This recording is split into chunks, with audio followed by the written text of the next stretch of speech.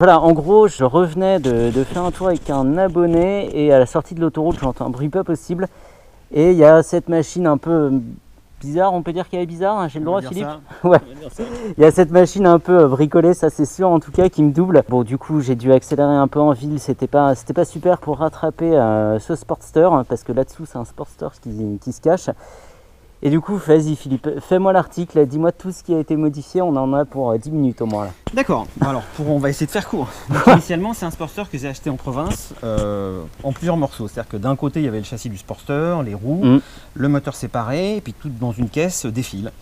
Des fils avec et puis des vis, et tout. Donc initialement, j'ai mis à peu près 6 mois pour tout remonter à peu près correctement, trouver les pièces manquantes pour refaire le Sportster initial. Donc en fait, tout le cadre de base, quoi, tout vraiment est de base, sauf que bon, voilà. Et au bout de, jusqu'à l'année dernière, ça me suffisait pour m'amuser de temps à autre. Et j'ai craqué parce que depuis longtemps, je voulais en fait faire un châssis rigide. J'ai trouvé sur... j'ai oublié le nom de... On le voit ici, ouais, c'est ce gros morceau derrière. Ouais. Donc en fait, ils vendent la boucle arrière qu'on peut effectivement souder sur le cadre initial du Sportster, parce que c'est un Sportster de 88 boîte 4. Donc en fait, c'est ce que j'ai fait. Donc j'ai coupé, il y a toute une doc, c'est très bien fait. J'ai coupé le châssis, j'ai ressoudé tout comme il est indiqué. Et puis après, ça c'est au niveau de la partie châssis. Au niveau du moteur, il n'y a rien de particulier. Tout a été fait, c'est une boîte 4, il n'y a rien de spécial, sauf l'allumage qui est un Dyna-S, qui est beaucoup plus fiable que l'allumage Harley-Davidson. Et au niveau de l'électricité, en fait, ce que j'ai fait, c'est que dans ce petit boîtier, en fait, qui est un cache-cutter de BMW R80R, ici, il y a le système électrique Moto Gadget, qui est en Bluetooth. C'est-à-dire que tout passe par ça. Là, ici, voilà. C'est redispatché. Voilà, on peut démarrer d'ici. Ouais. Tu vois, en cliquant là-dessus, ça démarre. Et puis, pour le reste, tout est comme ça. Donc, elle est même Bluetooth, la moto. On peut la démarrer. Puis, on a une appli sur le téléphone, hein, ce que tu m'as montré. Exactement, ouais. Avec le voltmètre, le kilométrage et tout. Ça aussi, c'est pas effectivement, c'est pas sur le Sportster. Ça, c'est pas d'origine, ça. Non, ça aussi, ça a été effectivement acheté sur Internet. Les roues, effectivement, c'est des roues de bobber. Bobber de. Donc 16 pouces à l'avant. C'est des Softail. C'est ça qu'effectivement, elles sont plus grosses. Après, c'est tout un. C'est tout un mélange. Ouais, c'est tout un mélange. Il a fallu trouver effectivement un nouveau bidon d'huile, un bac à huile. Tout ça, après, ça a été bricolé, fait en sorte que ça puisse être plus harmonieux et plus sympa. Et puis voilà. C'est un peu le genre de moto que j'aime. Bon, et t'es assez fou pour me laisser la conduire alors. Oui, j'y vais en prudence, je t'assure. Toi, tu me suis sur le phase. Du coup, vas-y, montre-moi. Ok, ça démarre. Nickel, parfait.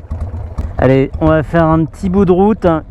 C'est vraiment pour le délire. Ce que je disais à Philippe, c'est que pour la 200e, j'avais cherché à conduire une Zero Engineering, donc un truc qui se ressemble un petit peu. Ça ressemble un peu à ça, mais le propriétaire n'avait pas voulu me laisser les clés de sa moto à 40 000 €, évidemment. Et là, wow, les jambes très très écartées, les genoux dans le menton et les bras, mais terriblement écartés aussi. Ok, alors avec les commodos perso en plus, tout petit commodo, mais là je crois que j'ai bien saisi le truc. Alors comme c'est un hardtail, il n'y a évidemment pas d'amortisseur arrière. Et la selle par contre a des ressorts et ça fait un truc qui rebondit, mais vraiment c'est super étrange. Trop drôle. La selle, c'est comme ça quoi, c'est étonnant. Ah ouais, et puis le bruit, nickel.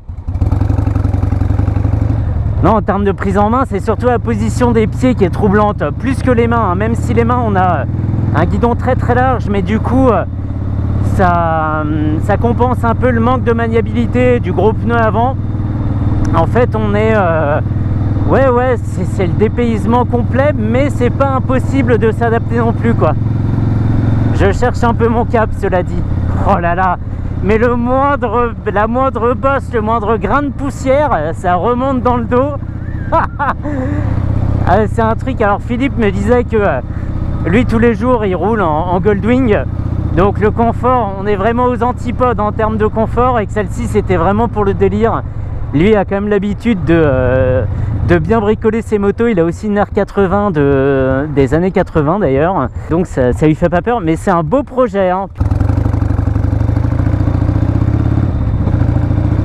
Le bruit, il y a tout qui va, quoi. Alors je peux pas doubler parce qu'il y a moins de 2 mètres entre les voitures et que je passerai pas en termes de largeur. Mais et même en freinage, c'est pas mal, hein. Pour une Harley, c'est franchement pas mal. Un grand merci à Philippe, que je ne connaissais pas il y a encore 10 minutes.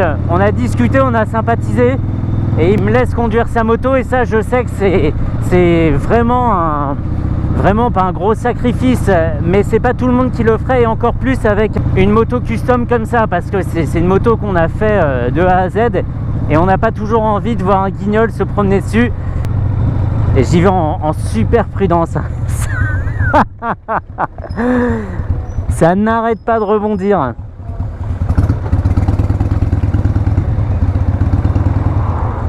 C'est purement fou, c'est fou. Alors je vais évidemment pas parler de l'aspect pratique, hein, parce qu'il n'y en a pas, et ben il n'y a pas d'aspect pratique tout simplement. Mais c'est une moto, voilà, pour une moto achetée pas très chère, qui a juste demandé du temps, de l'investissement pour en arriver là. C'est un très très joli jouet. Délire, délire. Il y a au moins 1 mètre entre chaque genou là. Oh, oh, oh, oh, la punition. Je voudrais éviter toutes les imperfections de la route, mais mon cerveau de motard japonais me dit que voilà, la petite bosse devant là, c'est pas énorme, c'est rien. Mais en fait, faut vraiment tout éviter. Faudrait rouler sur un billard. Oh, le bruit, les vibrations, ça c'est unique. Pouah, en termes de guidage, c'est... faut y aller à l'instinct, et même encore à l'instinct, c'est compliqué. C'est compliqué, je serais incapable d'avoir un guidage vraiment précis avec cette moto.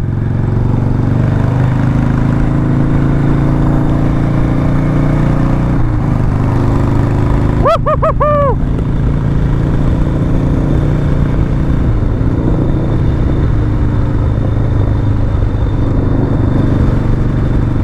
Excellent. Ah non, mais faut me télétransporter aux États-Unis là.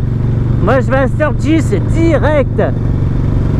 Oh là là, les vibrations dans les pieds, c'est inhumain.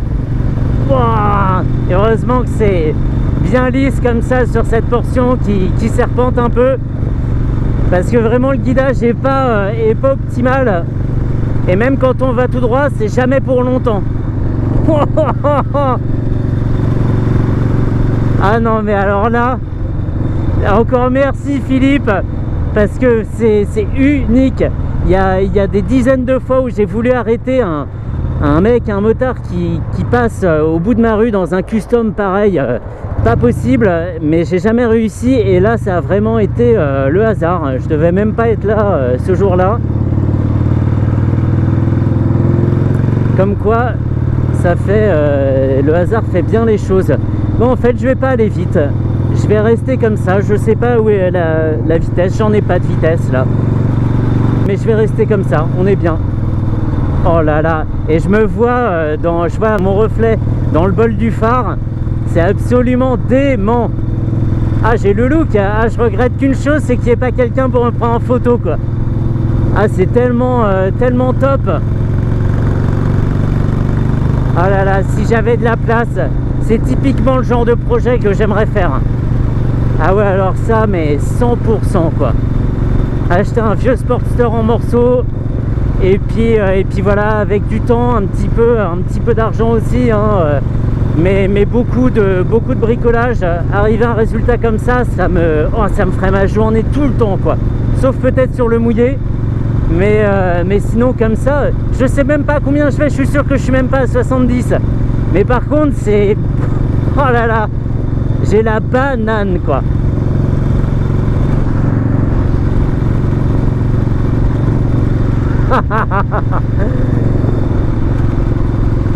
Ah non, mais c'est excellent. C'est excellent. On oublie l'inconfort, voilà, le fait d'avoir les bras très écartés, les genoux aussi, machin. C'est rien de connu, rien de conventionnel. Mais le plaisir est clairement ailleurs, quoi. C'est... aïe aïe aïe. Le couple. Ah là là, un couple. Oh, crois qu'à l'avant ça amortit pas des masses non plus. Ah, c'est purement dingue. C'est purement dingue.